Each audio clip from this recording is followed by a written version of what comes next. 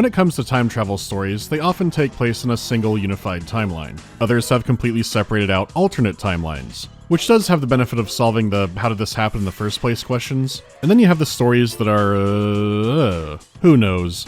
And Singularity is a game that takes, and embraces it. It can be silly pulp one moment and then shockingly clever the next. What remains clear is that the game definitely had troubled development, and it's easy to tell what games the developers were fans of. Nowadays, Raven Software is more stuck on Call of Duty, no longer free to make an out there title like this one. So let's go back and see how things were in the last game before the Call of Duty March.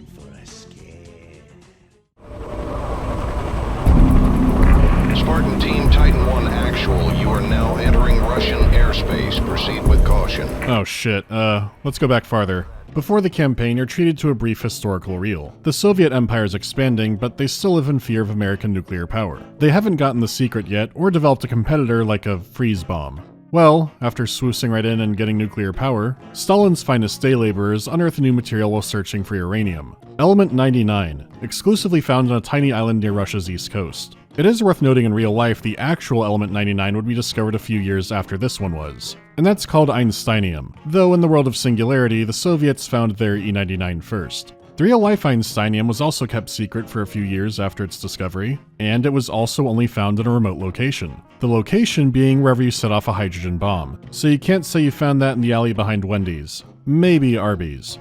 Anyhow, E99 research is spearheaded by a Dr. Viktor Borisov. He establishes a base in the island, Katorga 12, to study it. It has near-endless energy potential, so the leadership rushed testing, and then something happened in 1955 to get it all shut down. You might wonder why the Soviets would leave it untouched for that long. The truth is, Khrushchev is likely more busy building more apartments. But now it's 2010 and a satellite has picked up a major radiation spike from Katorga 12, and the Americans are sending in Call of Duty and his friends to investigate. Radiation spike on your vector. Shit! It's an EMP!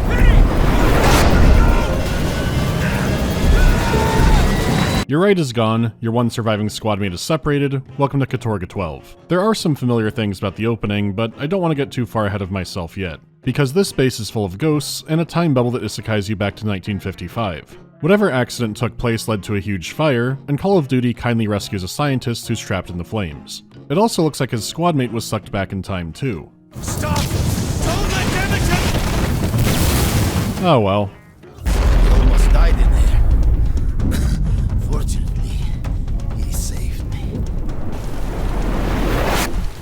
And now all the Stalin and Lenin statues are replaced by the scientists you saved. A Mr. Nikolai Demichev, which, if you read a note earlier, would explain that he had died in the fire, and that's part of why the place got shut down. But now buildings in the island have changed, there are mold zombies and Spetsnaz running around, there's a giant beam of light going into the sky, and Call of Duty and his friend remember that things aren't supposed to be this way. Yeah, they must be jamming our comms. It's all Russian all the time. Will Call of Duty figure out what's going wrong and set things right? Can someone go back to the 50s and warn Khrushchev that corn isn't all it's cracked up to be? We will see.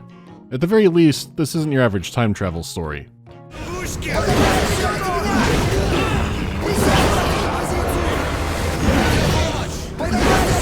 Visually, Singularity is one of those 7th gen Brown and Bloom games. I would describe a good 90% of the game as being Rust, especially since it's also a plot point and a mechanic. There are a few times where you travel back to the 50s when the base is in its heyday, and there's a lot more splashes of different color around. They are only brief visits, and then you're back to the tetanus sampler, but they are a welcome change of pace and a solid contrast to what Katorga now is. An abandoned hellscape that's now springing back to life in a way you can't quite understand. You'll crawl through rust and rot and then come across strange sci-fi technology. Funnily enough, Time Shift was doing a similar thing, but it didn't make sense in its setting because it was mainly aping Half-Life 2. And don't get me wrong, I'd actually say that Singularity is doing this a lot more blatantly, but also a lot more competently. Katorga 12 is a mess of timelines and weird science, but the art direction feels consistent the whole way through. Like, Time Shift's Chrome Regime is visually just a mix of that era's video game stuff. Some aspects are interesting or cool in a vacuum, but the setting doesn't gel together that well. That could sound crazy to say because Time Shift may have had Battletech mechs, but it didn't have a cave troll. A cave troll who has ethereal, David Cage ghost eels living in its glowing weak points. Well, that's because the environment design did its job fantastically. Some levels can start feeling repetitive or drag on too long, but its art style always maintains that it's a strange Soviet complex from the 50s. You even get to go back at points to see how some things worked in their prime. In the new Demichev timeline, E99 changed the world and was putting everything from vehicles to microwaves. The island had its own separate disaster in its timeline, but before then, they mass-produced D99, to the point that all your weapons are using it in some capacity. All of them look bulky, heavy, and industrial, even the ones that are just modified versions of the guns we know. I mean, they're running off an incomprehensible power source that might turn you into the Elephant Man. I sure hope it's being kept inside a metric brick of steel. The enemies range from Spetsnaz to dimension-shifting mutants to what if Pennywise had a gun. But none of these things ever feel that out of place. That alone is a big accomplishment. But the other games in the room are worth talking about more. Quick fun fact for you, a game has never made me motion sick until this merry-go-round. I don't know what's happening, but that does not feel right. Oof. When it came to Half-Life 2, a lot of FPS games from this era were drawing from it. Some might be taking only a few concepts or mechanics, others would shove in some physics puzzles because why not? But unless there's another game I'm not aware of, I think Singularity wins on the sheer amount that it took. Like, you get a device that lets you manipulate gravity, both for throwing objects in combat and solving puzzles. There's even a point later in the game where it glows blue and becomes super powerful. In the story itself, the prototype for the device looks a lot like an unfinished gravity gun, which does make it feel a little more like outright homage. The thing is, they didn't rip it one-to-one and then call it a day. Instead, there's a great twist on it here. Because it's on a glove, it's always available instead of needing to switch over to a new weapon. So compared to Half-Life 2's slower prep time, you can play a lot more reactively. Sergeant Suka lobs a grenade at you, lob it right back. Enemy has a riot shield, that's yours now. Redirect rockets away from you like you're bending lightning. And of course, I can't forget the best of all, throw the phase ticks back to hell where they belong.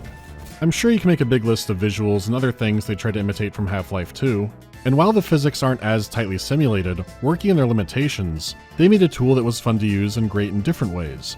Besides, controlling gravity is only one of its powers. Creative minds were at work.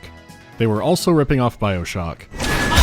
To be fair, a lot of games then did start with a helicopter crash, but landing in the ocean and then crawling up to weird science 50s land, with a lot of fairly similar visual imagery, and then getting a little projector introduction to what the place is. There are definitely style differences, but I think we can all see what's going on here. Plus, narratively, all that lavish architecture and spectacle is to welcome you to Rapture. It's putting its best foot forward welcoming guests to Andrew Ryan's undersea Epcot. Katorga 12 is mainly a plant that enriches chronotiberium and does some research. Sure, in context, it's to welcome the employees and their families, but it doesn't connect quite as hard here. It still doesn't stop what they have from feeling charming at times, with the exception of Katorga's mascot, Dr. E99. It's just the symbol on a human body. That sucks. And Comrade Klondikesky is right there.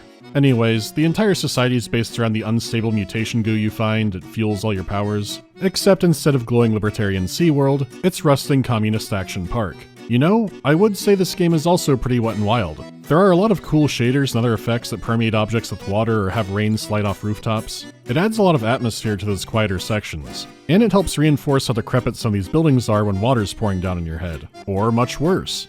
Beyond the ugly it's supposed to be, there are some very rough textures in areas, so the actual graphical fidelity can feel very inconsistent at points. During development, some levels struggled to run on console, so they may have taken the hammer approach to a few assets. I'm very hungry. Do you have any food? When it comes to sound design, overall Singularities is pretty good. The environmental effects, the mixing, the voice acting, it's all good. There was never a moment where something stuck out as particularly bad, but never a moment where something really stuck out at all. Actually, I take that back. Russian Steve Bloom is kind of fun. How is it you haven't aged a day in 50 years? There's only one explanation.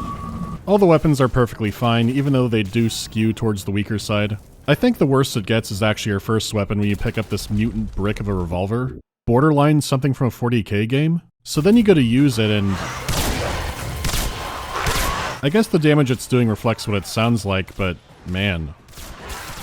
As for the music, it's the appropriate tension and action music that was all over 7th gen FPS games. It does help the mood and can work in the moment, but it's nothing that really sticks with you.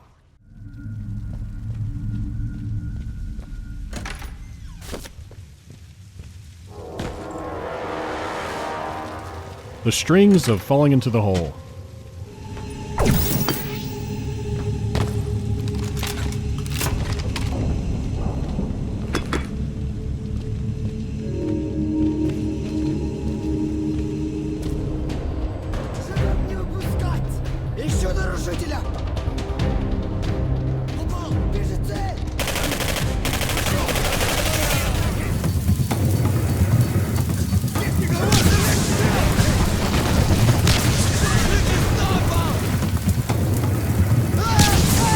You get the idea, let's move on.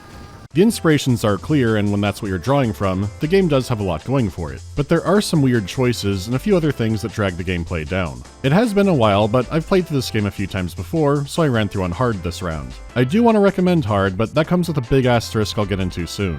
Because it does have the trappings of a lot of 360 era shooters, like a linear campaign, 2-weapon limit, and a surprisingly fun multiplayer mode that basically dies out in a month. It's the pacing of it that can be surprising since Singularity has a good chunk of downtime. After the helicopter crash, you can stretch out the road to the time vortex if you want to. You're free to opt into the Katorga 12 Visitor Center Grand Tour, learning what every facility in the island does, reading through notes, listening to audio logs, and there are lots of little interactables around just for the fun of it. Even after the magic treehouse ride directly to the Elephant's Foot, you're spat back out into the abandoned village. You're able to poke around and take your time looking for more information or goodies. Like, I do wonder how many people missed the Soviet baby mobile.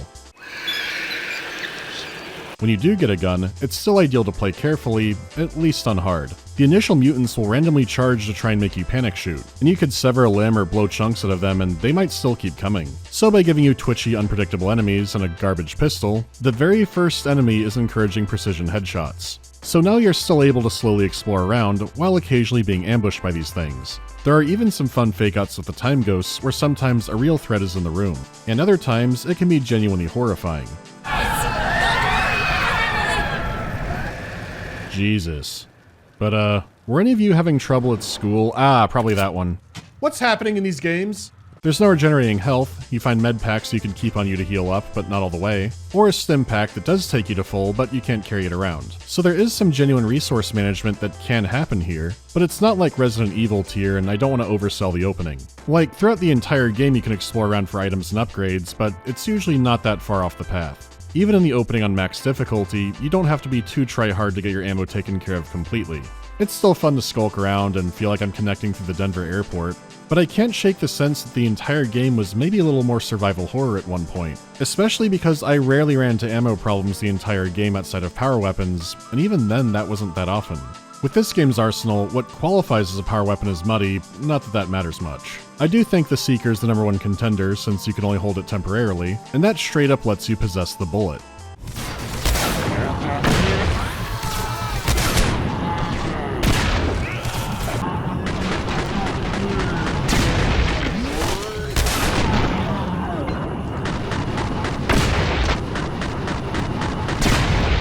That feels like a winner. If this game came out now, they might add some hard base to modernize it, but they also have the Tiberium-enhanced Kalashnikov, shotgun, and sniper rifle whose secondary fire can slow down time, which makes it one of the most effective sniper rifles in an FPS. Even without that ability, it's a headshot machine and like all of Singularity's main weapons, can be upgraded over time, as long as you hunt around for the upgrade boxes that don't come to you. The thing is, the sniper rifle doesn't have to go for the head on humans because it'll take out whatever it's pointing at. Singularity has some surprisingly robust gore effects, and a variety of death animations that don't drag on too long. Like, the effect your guns can have already ranges from gnarly to something insane from a Fallout game, but it's when you use your powers that you feel that Neil Blomkamp kick.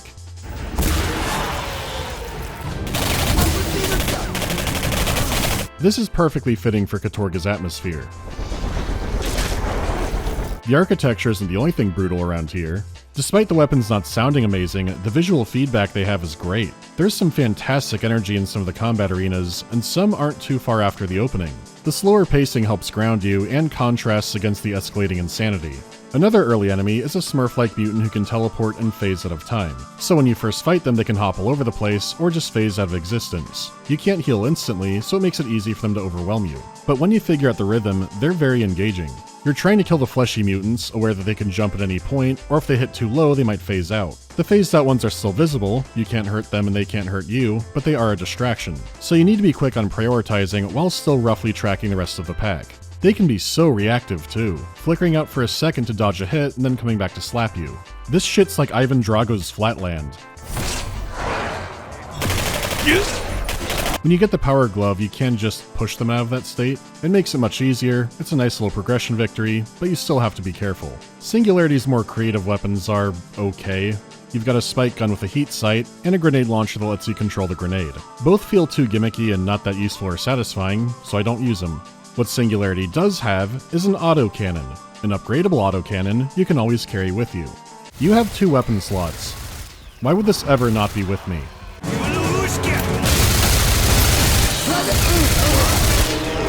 If a game has an option to play it like Jin Ro, I'm not going to say no.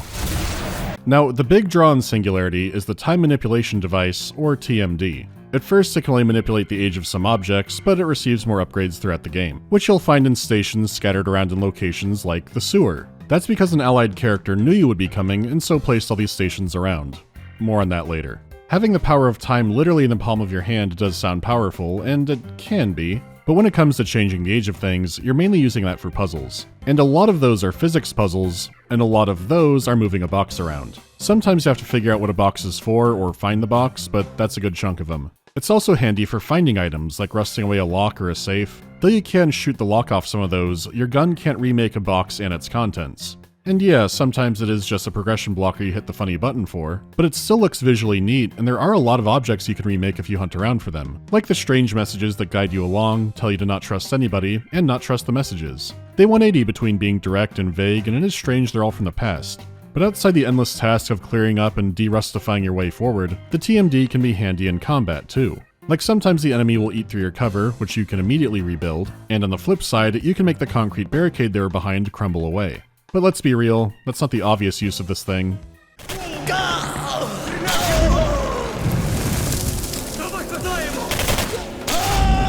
In a tight spot, hitting the mummy button can save you a lot of trouble as long as your TMD energy is high enough. But some mutants might react to this process differently since they're already changed by the time crystals, or whatever the hell is going on here. Like, some native plant life evolved much faster, which checks out. As for the others, the mutations don't make sense. I mean, it could have been the Langoliers or the orange creamsicle milk. Does it really matter? Time can make a mutant explode or become big and round. Who knows what's happening? And in case you were thinking of this, you could only age your enemies forward, so no one is smuggling the TMD into a SmashCon hotel room yet. You do get an upgrade to turn enemies into reverts, which are slobbering primordial goop monsters that conscripts in the 50s are unprepared for. 2010 enemies don't do much better either. Like the other mutants, I'm not sure what the process is here either. I'll assume it beams a few CW shows in their entirety directly into your brain, and obviously the human body is just not meant for that. But wouldn't you know it? They're blind, and you encounter them in the blind enemy tunnel stealth section. This was sort of a golden age for those. I'm not going to show Colonial Marines footage, but they do have the benefit of hitting extremely hard if you do rile them up. So the first encounter with them can be a little tense and hard, but you do get that autocannon. Having an enemy you run into basically turn into a summon is an interesting choice. Reverting an enemy isn't ideal in most situations, and it just seems like another chaotic way to have fun playing the video game. But there are situations where dunking a Spetsnaz in the Robocop juice actually is an extremely useful tactical option, especially in areas where you're at a disadvantage due to the level design. It's a weird tool to have, but a lot more interesting than just aging someone backwards into a goo puddle. There's the physics and gravity control, and we've gone over that, but your final power is making a bubble that slows time inside of it. When it comes to puzzles, it exclusively stops fans that are going too quickly. So you can look forward to that, but as usual, it's more engaging during the fighting, letting you trap enemies to be at your mercy or throwing one down as a defensive shield. You can set off a wall of bullets to fire through it or pre-time explosions, or just walk up to someone and shoot them in the face over and over since the bubble doesn't affect you. It's a useful, visually cool mechanic, and weirdly enough, Time Shift had this too, but it was one of the multiplayer-only time grenades. But like your guns, all of your powers can be upgraded as well, and you'll sometimes find blueprints for new perks. This can range from getting health on kills to absolutely massive time bubbles. Not to mention the other general stat upgrades, which make you even more ridiculous. It's probably clear by everything you heard, but Singularity does lean towards the power fantasy side of games. But it has pacing that makes you ramp up to it and earn it, which I always appreciate. The combat can be engaging, and there are some genuinely great ideas in some of the levels. But even with those, the combat generally only gets easier as the game goes on, and the puzzles never reach above simple. So even on hard, I wouldn't call Singularity a really difficult game. Except it has the potential to have the sudden spikes from hell, because the game has autosave, but it doesn't have chapter select. You could be looking around and find an upgrade blueprint when it turns out that it wasn't set dressing and this mission actually was timed. Well, shit. So you go back, rush, and accidentally make a wrong turn and miss the upgrade, and the doors shut behind you and the game saves. So that playthrough misses that upgrade. Wait, no. They have duplicates around, so that's good. You can use the Dead Space objective tracker to help you out, but it does suck to lose out on upgrades by just walking too far. But what can happen is the phase tick pit. Remember how I said ammo is never a problem? That's because there's already plenty around, but at the weapon lockers, you could just buy more, which I never needed to. What's important is that you could also swap out your 2 weapons from these lockers at any point. Because of this, you rarely find a weapon around which hasn't been dropped by an enemy. It happens every so often, usually in an area that benefits from it a lot, but due to the lockers, it doesn't need to be spread out that much. You will still find areas that had a correct weapon in mind though, like finding ammo for a sniper rifle in a high elevation fight. You'll find the ammo, but the weapon itself is rarely there, and the tick pit is full of shotgun ammo. Singularity's shotgun is okay, it doesn't sound great, but it gets the job done. It is extremely useful in this pit, but you might not have brought it. You can't load a save or select a chapter to go back to the weapon locker, you can only load back into the pit. So it may not surprise you to learn that this pit has a bit of a reputation. And wait, he has the shotgun! Oh my god. Okay, the phase ticks. When you first land the pit, you send a few ticks back to Insect Hell, and then it's pretty quiet. It's just you and the eggs. You have to crank open a door and then run through that tunnel to get out, which is simple enough. The simplicity is actually part of the madness because what you have to do is so straightforward, but the phase ticks never stop coming. When you actually get in the tunnel, they keep spawning behind you, but more are moseying around that front corner too. You probably won't be face tanking them either because they hit like trucks, and they explode when they die.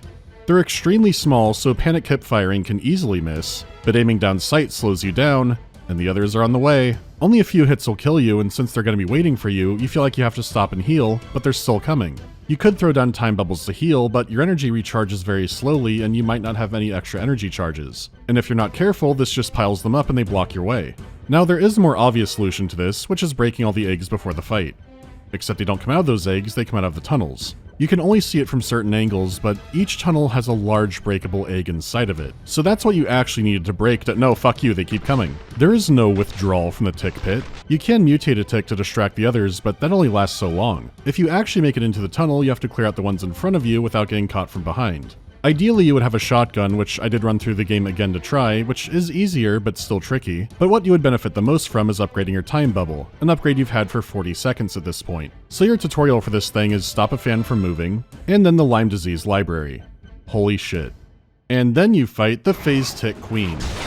Except you have the autocannon by then, the little ones she spawns are way harder, and she dies in 10 seconds. Talk about some weird pacing. If you come in with the right loadout or know what to expect, it is very manageable. But I had completely forgotten about this, and there could be other magical pitfalls in this game that I just don't know about. Maybe this is what I get for turning off aim assist. No, it doesn't matter, the phase tick pit is hell. 90% of my deaths were in this little arena, and if you drop in and want a new loadout, that's a new game, baby. As for my other deaths, these guys reappear throughout the game, sometimes without warning. You're having the revert stealth section, and then you turn a corner. Oh my god, I hate them so much. Just upgrade the bubble, it helps a lot. Just watch out for their theme music.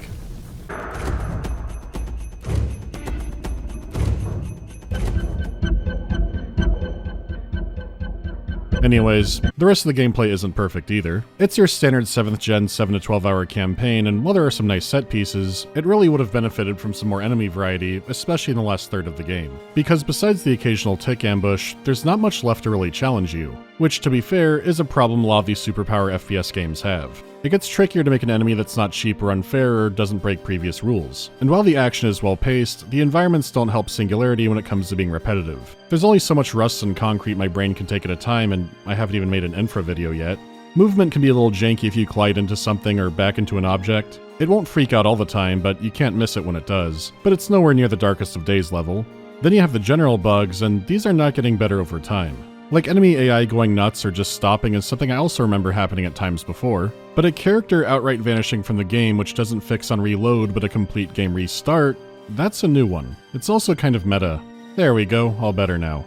It's still a fun game to play, but you are feeling the rust along with seeing it. So that leaves us Singularity's story, which is chock full of audio logs. And a good amount are the, I'm tired, just gonna rest for a second, next to a corpse. I'm bleeding pretty bad.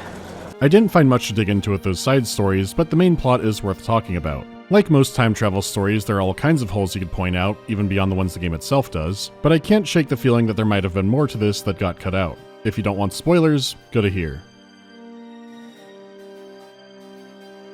Okay, so Project Director Dr. Barasov says the obvious in the middle of the game. You've undoubtedly figured out the timeline has been altered. Russia rules the world, and Demichev is the chancellor. Nice. So let's review. Call of Duty came to the abandoned island, got sucked back in time, and came back to a Soviet world, but then why is Katorga still abandoned? And why do only you and your squad mate... Oh, why do only you remember it? World dictator Demichev is also confused and wondering why you haven't aged, and thinks it must be the work of the TMD. But after a daring rescue is launched, you meet Catherine. Though to be honest, in about a week I'll only remember her as being Girl, and I think that happened in the plot too. But she's a member of, or the leader of, the resistance group called Mir 12. She's the only one you meet, which is what makes it unclear. But she has a PowerPoint that says that Call of Duty is the chosen one.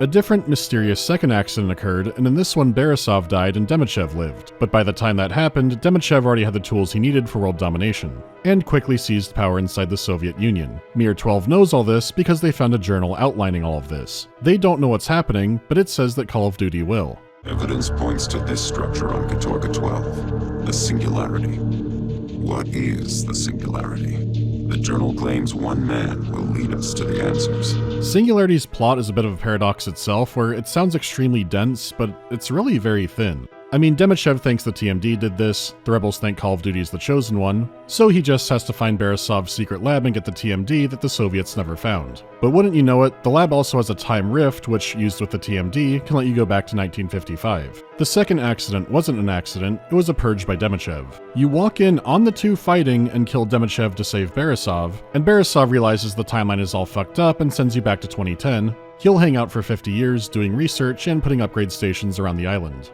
I almost don't believe it. I have waited over 50 years to see you again, but to you it's been mere seconds, hasn't it? Okay, wait, so then why is the world still ruled by Demichev? It turns out you didn't kill him, you injured him. I guess that's also why he's not thrilled to see you, or did that happen yet? Or you did kill him, but Katorga 12 made it not matter. Oh god. This part is unclear enough to justifiably make people lose track of the story. Because it's said that due to Katorga 12 enriching so much E99, there are still time anomalies that last to this day. Like the ghosts you run into, or the time vortexes that throw Call of Duty around in time. Those are just accidents. Unlike the deliberate time travel you do sometimes, and if you come back and the continuity doesn't make sense, that's Katorga 12 being strange again. For example, at one point you get a super E99 bomb, but it needs to be charged, so Borisov sends you back in time to charge it, and then you come back. Except you stirred up some trouble going back in time doing that, including own zoning the entire facility. It looked like this before you went back in time, and now it's this. And it's said that only you know how events have changed, but Borisov is glad you've gone back in time, so he does remember that he sent you back in the mission, but the time machine you went through has always been destroyed for him. They don't address these things, and other similar events are kept intentionally confusing, but I get the sense there's no real intended answer, and it's all swept under Katorga 12 as a mess of time streams. Everyone has PowerPoints explaining the one alternate timeline, but the changes you can make only seem to be inside of that. You can go back and shoot Demichev in the face, but for a few possible reasons, it doesn't matter. Their characters also seem set in stone. Borisov always seems to be a good man who wants to use E99 to help all of humanity. On the other side is Demichev, who is always power crazy and wants to rule the world with an iron fist. So it's natural that he wanted Borisov out of his way. Congratulations, Dr. Borisov. Incredible. I never would have thought it possible. Thank you, Dr. Demichev. Hopefully the TMD can be used to help the world. Having the characters sometimes swap ally and villain roles, like the TMD corrupts one and then the other in time tennis, could have been interesting, but also potentially a lot more confusing. We already have stacked disasters. There's the original timeline, where there's a fire where Demichev dies, Khrushchev orders things sped up, Borisov screws up the Singularity, everyone dies, island shut down. Timeline 2, Demichev survives, orders a purge of the island. He also orders the Singularity activated even though he's not there, island destroyed, and possibly made all the mutants. Like Mir 12 asked, what is the Singularity anyways? It's the big infinite energy tower, which is unstable and maybe causing the time disruptions and not the E99. It should be destroyed, but it's the source of the wackiness, so fuck it. Borisov sends you back in time with a bomb to blow it up before the accidents and stop all this from happening. But what's done is done. Because Call of Duty gets there, goes back in time, blows the thing up, and comes back and it's still there. How is this possible? You might not believe the answer. All that effort to destroy the Singularity when all I had to do was simply rebuild it. He just built a new one. This has been the second Singularity the whole time. Or it's not, but he knows you went back to blow it up, but... ah, fuck it. I stand by saying this game embraces how much of a mess time travel is. That doesn't make it any less frustrating or confusing. The character threads are easy to follow because they're so one note and no one ever changes no matter what. At one point, What's-Her-Face helps you get the bomb and Borisov says she died off screen. It's not a setup for a betrayal or something on his end, it's what he saw actually happen. For all the fun ideas and crazy visuals it has, the story isn't very interesting until the very end of the game. The Singularity is not the problem. You went back in time and saved Demichev from being killed in the burning building. Remember? No, we've gone over this. Borisov thinks you need to go back and stop yourself from saving Demichev. The problem with that is, you tried that already. Rico, stop! Don't let Demichev! It wasn't your squad mate, it was you. Call of Duty wasn't a silent protagonist after all, which is a fun twist if you weren't paying attention to it throughout all the chaos. Borisov thinks the only way to fix it is to go back and kill yourself. Demichev thinks that's stupid and you should blast Borisov, and then you two can rule the world together. It is nice you're given some agency after all of that, but at this point you're thinking more the big picture because these characters seem like cardboard. So let's take the more evil approach. No, Captain! Well done, Captain Renko. I see you have what it takes to rule the world. With the TMD at your disposal, you and Demichev now control the Singularity. Katorga 12 becomes pivotal in Demichev's final push to remove all remnants of rebellion against his leadership. As commander of the military, you forge Demichev's forces into an unstoppable war machine. You even train some of the island's creatures in combat. You use them as a first wave assault in all major battles. As far as evil endings go, this one rules. You gain so much power that it starts a cold war between you and Demichev. But he actually fulfilled his end of the deal. It gives you a lot more to chew on than him just betraying Call of Duty, but at the same time, you could just shoot both of them. No, Captain! With Dr. Borisov and Chancellor Demichev dead, the knowledge of E99 and Katorga 12 dies with them. You disappear and become a legend in the years to come. That turns out to balkanize the Soviet Union and plunge the world into an age of darkness as everyone fights.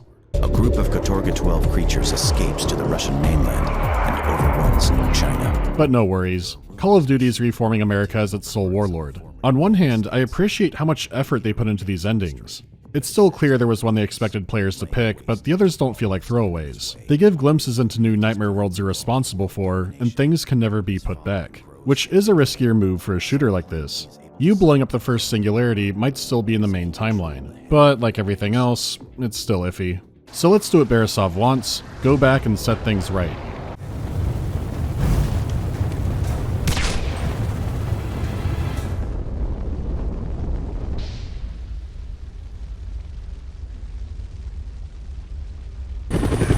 Roger that, Red Fleet. Continuing on this vector. ETA to target 3 minutes.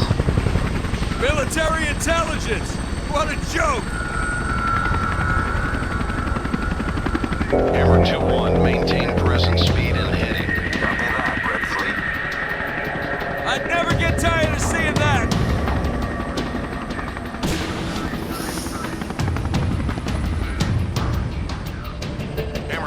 Hammer 2-1, false alarm. Repeat, false alarm. Your mission has been scrubbed, head on home. Ha! What'd I tell you? There's never anything interesting here! Right, comrade? Wrong, comrade. This is the most interesting thing in the game's story. Yeah, it's one of 3 endings, but it adds a lot of questions about Borisov. Let's dig into this. Call of Duty team killing himself doesn't close the loop entirely. The game established that concentrated E99 can act very funky, like the Singularity itself or the TMD. He could have outright vanished from existence, but the TMD fell behind, and Dr. Borisov found it in the fire's wreckage. Except he didn't outright vanish and seems to remember the game's events, but his mind replaced the one of the character that grew up in this world. Is Borisov the new world dictator? Is he even alive? He wasn't cruel like Demichev, but did think the world would be better under Soviet rule. I am certain that within a year my research will provide us with weapons that far surpass anything the West has. Then we can begin our conquest to communist victory. For the Soviet Union! The seeds were already there, so did finding the TMD turn him into a despot? The fact these characters still exist in the same jobs implies that America wasn't wiped out or anything, but Borisov had distaste for some of Demichev's activities like getting the big statues of himself, but now he has one. Maybe it was commissioned after he died. The reality is a writer may have gone, what if it's the same opening but they're all Soviet now and the statue is Borisov, and that was that. Based on how vague a lot of other events in the game are, that seems more than likely. It's just such a huge gap this time, it makes you wonder more about what happened. Without a conclusion that puts everything back, there is no good ending. It's all relative and cannot be undone. This framing doesn't scream happy ending to me, but it might be the best outcome possible. Or maybe even worse. You just don't know. Then it gets deeper because after the credits, it's revealed the girl didn't die but was sucked back to the 1950s, and she wrote the Mir 12 journal. She writes it the exact same way to complete the loop because, fuck it. But hang on, wait. Demichev surviving the fire caused all this mess, but original Call of Duty can't just not save him. He wouldn't know better, but the future version would. Instead of shooting myself, why not just shoot Demichev? This should fix everything.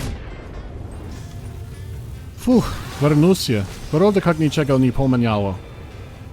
How blia.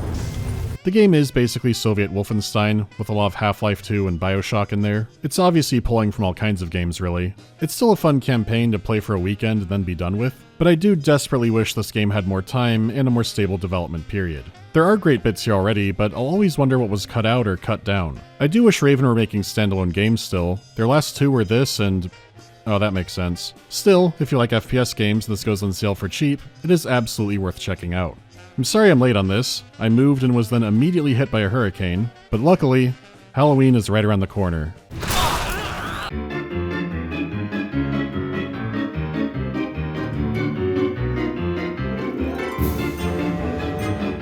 Singularity seems like a game ripe for a remake. Do I have any games I wish had a remake, and what would change? In an ideal world, remasters would be for things that are technically flawed, or had a lot of cut content, or something else that could be obviously polished up. A remake would be for a good idea in a very flawed game, or the game is so old that it's a complete reimagining of it.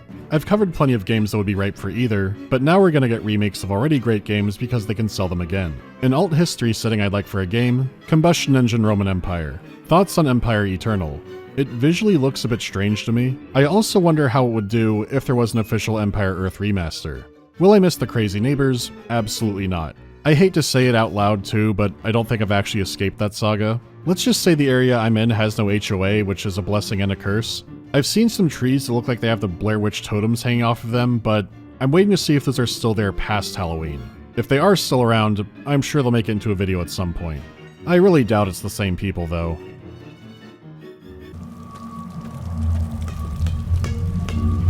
Someone was a very fast day. There's no healing before the dark.